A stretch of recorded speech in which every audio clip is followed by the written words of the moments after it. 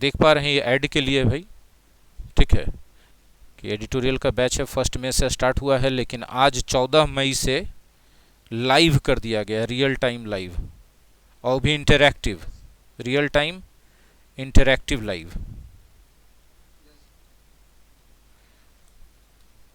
फी है 99 per month. कहाँ से कहाँ कर सकते हैं? My exam study app download कर सकते हैं गूगल प्ले स्टोर से जा कर के, देख लीजिए नाम।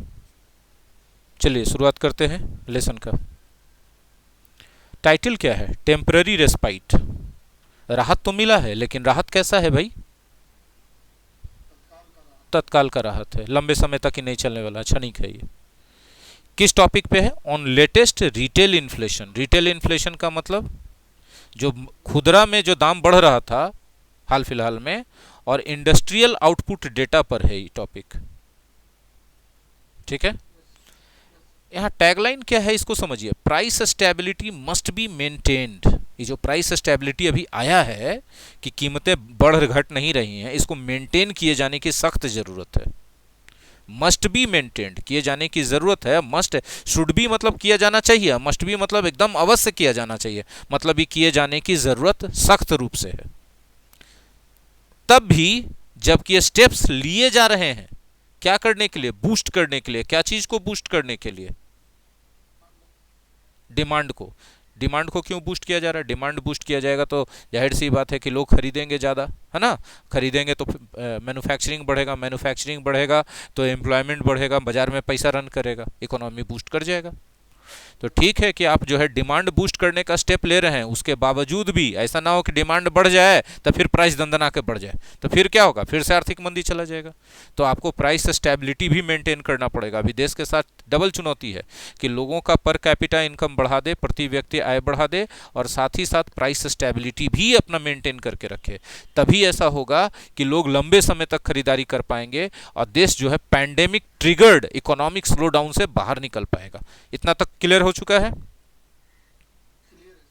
आगे बढ़ते हैं। अब देखिएगा, the latest retail inflation and industrial output data from the national statistical office offers some relief from the pall of gloom cast by the relentless second wave of the कोविड-19 पैंडेमिक। जब इतना बड़ा आपको सेंटेंस मिल जाए, कभी कभी इससे भी बड़ा, आप हिंदी करने का आइडिया छोड़ दीजिए, ठीक है। अब छोटा छोटा इंफॉर्मेशन के रूप में इसको तोड़िए। तो पहला इंफॉर्मेशन है कि हम लोग बात किस चीज़ के बारे में कर रहे हैं? लेटेस्ट रिटेल इन्फ्लेशन के बारे में और इंडस्ट्रियल आउटपुट डेटा के बारे में। इन दो चीज़ों को पहले समझिए कि रिटेल इन्फ्लेशन क्या होता है भाई। तो जब खुदरा दुकानदार के यहाँ चीज़ों की कीमतें बढ़ती हैं तो इसको रिटेल इन्फ्लेशन कहते हैं। इंडस्ट्रियल आउटपुट डेटा किसको कहा जाता है? इंडस्ट्रियल आउटपुट डेटा कहा जाता है कि एक उद्योग कितना मैन्युफैक्चर कर रहा है प्रोडक्ट को, और बाजार में जाके कितना सेल हो रहा है, कितना सर्विसेज दिया जा रहा है, ये सब इंडस्ट्रियल आउटपुट डेटा के अंतर्गत आता है। और ये डेटा जो है किसके द्वारा, फ्रॉम, कहाँ से मिला? हाँ, एनएसओ से मिला, ठीक है। ये डेटा क्या कर रहा है? ऑफर कर रहा है। ऑफर कर रहा है मतलब प्रस्तुत कर रहा है, दे रहा है। क्या दे रहा है? सम रिलीफ दे रहा है, थोड़ा रिलीफ दे रहा है। रिलीफ किस चीज से? तो relief from the pall of gloom, निराशा के चादर से राहत दे रहा है। निराशा का चादर कैसा? तो cast by the relentless second wave of the कोविड-19 पैंडेमिक। यह निराशा का चादर कास्ट किया गया था, फैलाया गया था, किसके द्वारा? Is uncontrollable second wave of covid pandemic है, इसके द्वारा। छोटा छोटा इंफॉर्मेशन निकाल लिए कि नहीं निकाल लिए हम? हाँ, ऐसे ही किया जाता है। आगे देखते हैं, प्रोविजनल हेडलाइन इन्फ्लेशन। मतलब हेडलाइन इन्फ्लेशन का मतलब क्या? Total inflation. मतलब कि दाल का दाम भी बढ़ गया, चावल का दाम, आलू प्याज लहसुन मिर्चाई सब का दाम बढ़ गया, पेट्रोल का, डीजल का, गैस का, सबका दाम बढ़ रहा है। तो इस टोटल चीज का जब एकदम कंज्यूमर प्रोडक्ट्स का भी दाम बढ़ जाए, आम आदमी के उपयोग होने वाले चीज़ों का भी दाम बढ़ जाए, जिसमें भोजन और एनर्जी का भी कीमत आता, वो बढ़ जाए, तब उसको हेडलाइन इन्फ्लेशन कहते हैं। ये जो है ये कैसा है? Provisional headline inflation slowed. ये प्रोविजनल हेडलाइन इन्फ्लेशन है, ये परमानेंट नहीं है, प्रोविजनल है। प्रोविजनल है मतलब क्या है? टेम्पररी है, हाँ, अस्थाई है। आप मैट्रिक पास किए होंगे तो प्रोविजनल सर्टिफिकेट लाए होंगे, और फिर जाके ओरिजिनल लाए होंगे। ओरिजिनल लाए होंगे तो टीचर बोल दिया होगा, स्कूल वाला, कलर के हेडमास्टर जो भी हैं आपके, बोले होंगे कि अब तो ओरिजिनल आ गया, प्रोविजनल का कोई वैल्यू नहीं है, कोई दिक्कत नहीं, और उसके बाद वैल्यू नहीं रहता है ना। तो इसका तभी तक वैल्यू है जब तक कि अगली व्यवस्था होती नहीं है, तब तक के व्यवस्था को प्रोविजनल कहा जाता है।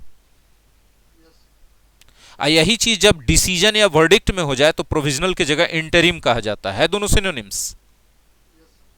तो प्रोविजनल हेडलाइन इन्फ्लेशन स्लोड, धीमा हो गया, स्लोड देखिए V2 है, धीमा हो गया। कहां तक धीमा हो गया?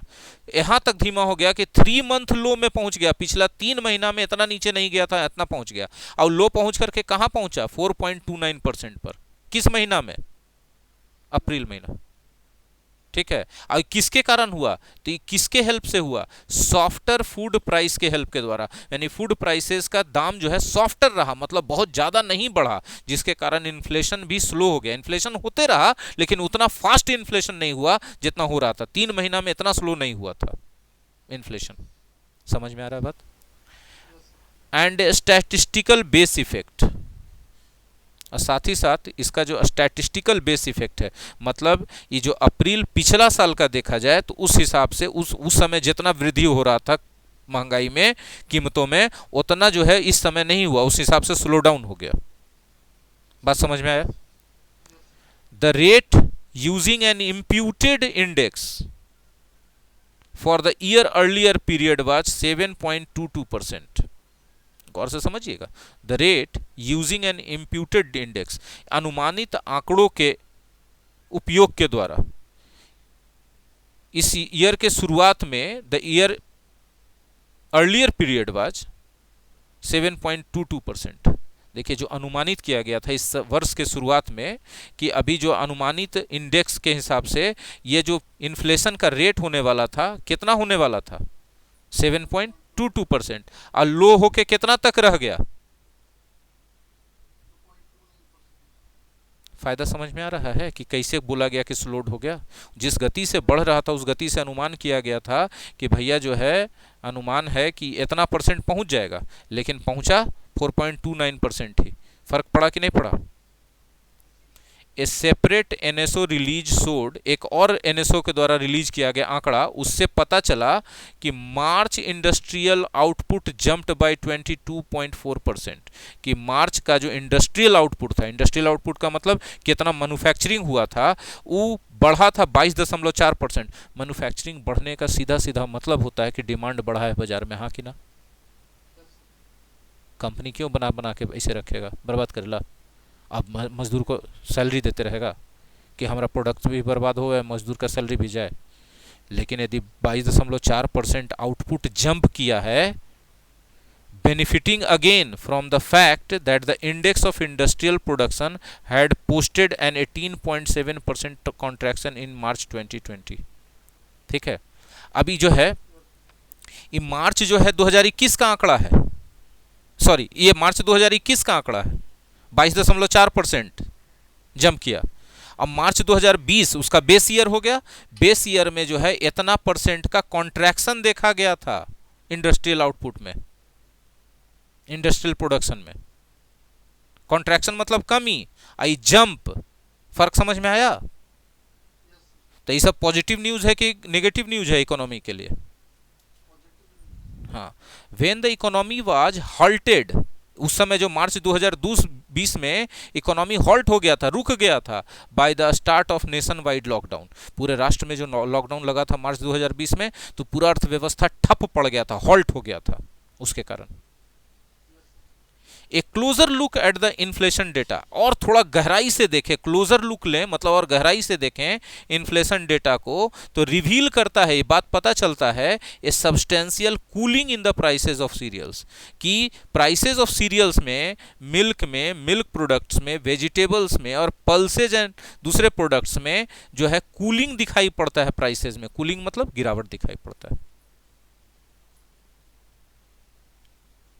बोली कूलिंग क्यों यूज किया गया? तो देखिए, कीमतों का कम होना बड़ा राहत वाला बात होता है, और कूलिंग भी बड़ा राहत वाला वर्ड है, इसलिए कूलिंग को यूज किया गया। समझ में आया कैसे वर्ड सेंटिमेंट बताता है आदमी का? while both cereals and vegetables saw a deflationary trend, cereals में अनाजों में भी और वेजिटेबल्स में भी डिफ्लेशनरी ट्रेंड दिखाई पड़ा। डिफ्लेशनरी ट्रेंड का मतलब मूल्य नीचे की ओर जाते हुए दिखाई पड़ा। वाइडेन टू -2.96% एंड -14.2% रेस्पेक्टिवली। रेस्पेक्टिवली का मतलब पहले वाला जो सीरियल्स है उसमें जो है मूल्यों में गिरावट इतना परसेंट आया, अब वेजिटेबल्स में गिरावट कितना परसेंट आया, -14.2% क्रमशः। फिर dairy products which have the second largest weight in the food and beverage category. Food और बेवरेज कैटेगरी से देश को जितना आमदनी मिलता है उसमें सेकेंड पोजीशन किसका आता है, डेयरी प्रोडक्ट्स का। ऑल्सो स्लिड, वो भी नीचे गया। स्लिड स्लाइड से बना, स्लाइड नीचे की ओर जाता है ना, हाँ ना बोलिएगा, तो स्लाइड माने नीचे की ओर जाना, उसी का V2 slid, slid into deflation territory at -0.13%। तो डेयरी प्रोडक्ट्स में भी गिरावट देखा गया इस क्षेत्र में और 0.13% का गिरावट देखा गया। एकदम क्रिस्टल क्लियर होते जा रहा है, एक्सप्लेन कर रहे हैं। And price gains in pulses which had been bothering monetary policy makers by having been stubbornly stuck in the double digits over an 18 months stretch। 18 महीने के पीरियड के दौरान, स्ट्रेच माने यहाँ टाइम का पीरियड हो रहा है, के दौरान, ओवर माने दौरान, जो पल्सेस के दाम थे, गौर से समझिएगा, प्राइस गेन्स इन पल्सेस, पल्सेस के जो मूल्य में वृद्धि हो रही थी वो बॉदर कर रहा था मॉनेटरी पॉलिसी मेकर्स को, मौद्रिक नीति बनाने वाले लोगों को, जो नीति निर्धारक लोग हैं उनको बॉदर कर रहा था दालों का बढ़ा हुआ मूल्य। ये बढ़ करके ये 2 आंकड़ा पर इसका जो है वृद्धि का, दालों के मूल्य वृद्धि का दर 2 आंकड़ा से नीचे आ ही नहीं रहा था, 10% से नीचे आ ही नहीं रहा था पिछले 18 महीनों के दौरान। ठीक है, और वो डिस्केलरेट कर गया, मतलब कम हो गया वो वृद्धि दर, आज कम होकर के सिंगल डिजिट में पहुंच गया, 20 मंथ के लो में पहुंच गया। मतलब पिछला 20 महीना में दालों के मूल्य वृद्धि में इतना गिरावट नहीं देखा गया था। गिरावट कितना परसेंट का आया जी, मूल्य में नहीं, मूल्य वृद्धि में गिरावट है कि इतना वृद्धि हो ही रहा है, लेकिन अब इतने परसेंट के हिसाब से वृद्धि हो रहा है। अब पहले 2 डिजिट से कम में वृद्धि नहीं हो रहा था, यानी 10% से वृद्धि हो रहा था, 10%। अब वृद्धि थोड़ा कम गति से हो रहा है, तो कुछ तो राहत मिलेगा ना भाई। मूल्य वृद्धि तो हमेशा होते रहेगा जब तक दुनिया रहेगा, लेकिन मूल्य वृद्धि का गति क्या है इस पर डिपेंड करता है आम आदमी के जीवन का स्तर। यदि मूल्य वृद्धि के गति या मूल्य वृद्धि का दर आम आदमी के आमदनी वृद्धि के दर के अनुपात में चल रहा है तो आम आदमी उससे आहत नहीं होता है, उससे ज्यादा हो जाता है आम आदमी आहत हो जाता है। बंधु, ये एडिटोरियल चल रहा है कि पूरा इकोनॉमी चल रहा है एकदम। द कंबाइंड इंपैक्ट मतलब असर, ये जो संयुक्त प्रभाव था स्लोड हो गया, कम कर दिया, किसको, इन्फ्लेशन को। कंबाइंड इंपैक्ट किसका किसका, जरा देखिए, तो यहां पर आ गया, and slowed inflation across the food and beverage group by more than 250 basis points to 2.66%। Food और बेवरेज ग्रुप में इन्फ्लेशन जो है पूरा वो 250 बेसिस पॉइंट्स घटा, घट करके 2.66% तक इन्फ्लेशन रेट आ गया। मतलब मूल्य वृद्धि हो रही है, लेकिन पूरे ग्रुप का मूल्य वृद्धि अब इतना ही परसेंट से हो रहा है। अब पहले 10% से नीचे हो ही नहीं रहा था। तो अब बताइए राहत मिलेगा कि नहीं मिलेगा। मात्र 2.66% का यदि मूल्य वृद्धि होगा पता भी नहीं चलेगा आम आदमी को। आगे बढ़े।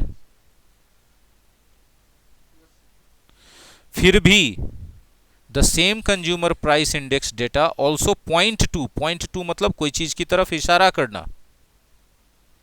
वही जो कंज्यूमर प्राइस इंडेक्स डेटा है वो इशारा किस चीज की तरफ करता है, परसिस्टेंट प्राइस प्रेशर्स की तरफ।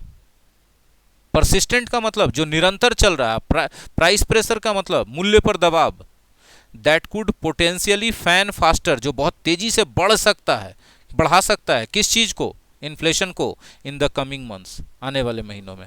हाँ जी, यदि मूल्यों पर बहुत दबाव लगातार रूप से बना रहे, ठीक है ना, तो क्या होगा, आने वाले महीनों में इन्फ्लेशन बढ़ जाएगा। अभी 2.66% के दर से इन्फ्लेशन हो रहा है, तो कहीं ऐसा ना हो जाए कि 12.66% हो जाए। तो एक साल में 12% 13% कोई चीज का दाम बढ़ जाएगा तो आम आदमी तो त्राहिमाम कर देगा ना। हर साल 2.66 बढ़ेगा परसेंट दाम, ठीक है, तो असर पता चलेगा कुछ ज्यादा। समझ में आ रहा है ना जो हम बोल रहे हैं। especially at a time when the socio-economic burden of the crippling pandemic and the impact of the lockdown that several states are resorting to is yet to be fully gauged। अब जरा देखिएगा, इसको हम पूरा साफ कर रहे हैं समझाने के लिए। देखिए स्पेशली उस समय जब socio economic burden crippling pandemic का, जाहिर सी बात है क्रिपलिंग पैंडेमिक है मतलब पंगु बना देने वाला पैंडेमिक है, इसका बर्डन कैसा है, सामाजिक बर्डन भी है और आर्थिक बर्डन भी है ना। और इंपैक्ट ऑफ लॉकडाउन है, प्रभाव किस चीज का, लॉकडाउन का भी प्रभाव है। वह लॉकडाउन जिसको बहुत सारे स्टेट जिसका आसरा ले रहे हैं, जाहिर सी बात है सारे स्टेट जो है इस पैंडेमिक से बचने के लिए किस चीज का आसरा ले रहे हैं, लॉकडाउन का। उसका impact is yet to be fully gauged, अभी उसके प्रभाव को पूरी तरह से नापा जाना बाकी है। मतलब ये अभी कितना प्रभाव छोड़ेगा अर्थव्यवस्था पर, अभी आकलन भी नहीं पूरा हुआ है। Price gains in meat and fish quickened to 16.7%, ठीक है, मछली और मीट का दाम 16.7% की दर से बढ़ा, तेजी से बढ़ गया, इतना परसेंट बढ़ गया। and was little changed at 10.6% in the case of eggs, ठीक है, थोड़ा सा ही परिवर्तन है, अंडों का कीमत दे 10.6% बढ़ा। while inflation in oils and fats accelerated about almost 100 basis points to 25.9%, मूल्य वृद्धि का दर तेलों में और घी वगैरह में, जिसको पाम ऑयल डालडा घी बोलते हैं, इसमें मूल्य वृद्धि का दर कितना रहा, 25.9%। छोड़ देगा आदमी घी खाना, क्या बिना तेल के सब्जी बनाओ। Transport and communication also remained in the double digit range at 11.04%। भाई साहब ट्रांसपोर्ट और कम्युनिकेशन में भी मूल्य वृद्धि हुई 11.04%। अब आपको समझ में आया कि क्यों बोला जा रहा है consumer price index inflation. Consumer जितना चीज उपयोग करता है उस सब का प्राइस इंडेक्स में वृद्धि दिखा रहा है, इन्फ्लेशन दिखा रहा है ना। Despite benefiting from the virtual freeze in pump prices of petroleum products that coincided with का मतलब एक किसी और चीज के साथ उस होते रहना। लास्ट मंथ असेंबली इलेक्शन, पिछले महीने असेंबली इलेक्शन हुआ, उस दौरान क्या हो गया, पेट्रोलियम प्रोडक्ट्स का जो पंप प्राइस था वो वर्चुअली फ्रीज कर दिया गया।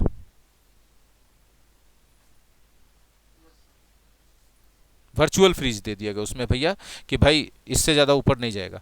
Now with global crude oil starting to firm again, अब जो ग्लोबल क्रूड ऑयल है मतलब जो तेल वाले देश हैं वहाँ से जो आ रहा है कच्चा तेल, वो फर्म हो गया मतलब उसका दाम फिर से मजबूत हो गया। काहे मजबूत हुआ होगा, सोचिए काहे मजबूत हुआ होगा। मिडिल ईस्ट में युद्ध का तनाव बना हुआ था, अब युद्ध छिड़ गया किसके बीच, इजराइल और फिलिस्तीन के बीच। मिडिल ईस्ट बहुत दिन तक उससे दूर नहीं रह सकता। हमास ने इजराइल पर हमला कर दिया है, इजराइल के शहर पर, इजराइल गाजा पट्टी को एकदम पूरा निशाना बनाए हुए।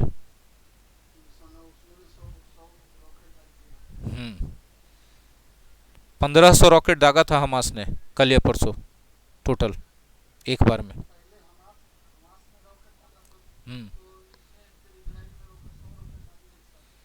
तो हाँ, इजराइल का 100 में से 90 को तो काम ही कर जाएगा, हमास का लगता है 2-4 को काम किया, बाकी सबको आयरन डोम से एथी कर दिया, ध्वस्त कर दिया इजराइल हमास वाला का। हाँ देखिए, and local petrol and diesel prices resuming their upward trajectory. अब जो है लोकल पेट्रोल और डीजल प्राइसेज हैं, लोकल मतलब देश के अंदर, वो फिर से अपवर्ड ट्रेजेक्ट्री पकड़ लिया। अपवर्ड ट्रेजेक्ट्री का मतलब ऊपर की ओर जाने का रास्ता पकड़ लिया। तो प्राइसेज यदि ऊपर की ओर जा रहे हैं तो प्राइसेज घट रहे हैं कि बढ़ रहे हैं बंधु।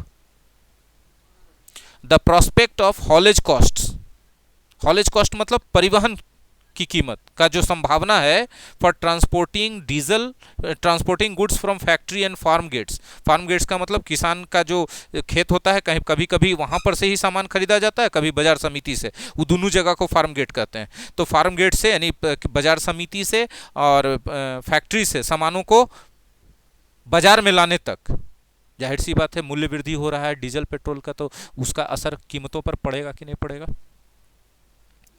Rising in the near term is very real, अभी निकट फ्यूचर में इसका कीमत इस सब चीज का बढ़ने का बहुत रियल है, होगा। Add to the mix rising international commodity prices, add to the mix, इस आइडिया में एक और आइडिया जोड़ दीजिए, राइजिंग इंटरनेशनल कमोडिटी प्राइसेस, अंतर्राष्ट्रीय स्तर पर जो कमोडिटी के यानी वस्तुओं के आवश्यक वस्तुओं की कीमतें बढ़ रही हैं, and the outlook for inflation, और जो इन्फ्लेशन के बारे में नजरिया है गेट्स इवन मोर क्लाउडी, अभी भी और अस्पष्ट होते जा रहा है, मतलब पता नहीं चल रहा है पॉलिसी मेकर्स को कि आगे क्या स्थिति रहने वाली है। इंडस्ट्रियल प्रोडक्शन नंबर्स में ऑल्सो प्रोवाइड चीयर, जो इंडस्ट्रियल प्रोडक्शन नंबर है मतलब जितना प्रोडक्शन हो रहा है, दैट कैन प्रोवाइड चीयर, मतलब वो खुशी दे सकता है only for a limited period, कुछ ही समय के लिए। मतलब जो लोग खुश हो रहे हैं कि अच्छा देखिए प्रोडक्शन बढ़ गया है, इसका मतलब डिमांड बढ़ा है, बाजार उठ रहा है, यही ना सोच रहे हैं लोग, लेकिन ये कुछ ही समय के लिए हो सकता है। Aided in so small measure by output having cratered in the first few months of the last fiscal, पिछले जो फिस्कल ईयर था, पिछले जो वित्तीय वर्ष था उसके लास्ट फ्यू मंथ्स में, ठीक है, क्रैटर्ड हो गया था मतलब गड्ढे में चला गया था आउटपुट, उसके बाद थोड़ा सा ही जो बढ़ा है उससे, तो लिमिटेड पीरियड का खुशी है। IHS Markit's PMI survey for April showed new orders and output having slowed to 8 months low, ठीक है। IHS मार्केट ने जो PMI सर्वे किया, ठीक है, अप्रैल महीना के लिए, उसमें नया ऑर्डर सब इंडस्ट्री के मैनेजर ने दिया था, कच्चा माल का, तेल का, फ्यूल का, इस सब का नया ऑर्डर आया था। नया ऑर्डर का मतलब है कारखाना में काम चालू हो गया, कारखाना में काम चालू हो गया मतलब डिमांड बढ़ा है मार्केट में। And output having slowed to 8 months lows, and with the pandemic triggered factory shutdowns threatening supply disruptions, industrial production and inflation face challenges। जाहिर सी बात है कि यदि सप्लाई डिसरप्शन हो गया है, पैंडेमिक ट्रिगर्ड फैक्ट्री शटडाउन हो गया है, ठीक है, तो इस सब का असर कहां पड़ेगा, इंडस्ट्रियल प्रोडक्शन पर पड़ेगा और इन्फ्लेशन, है ना।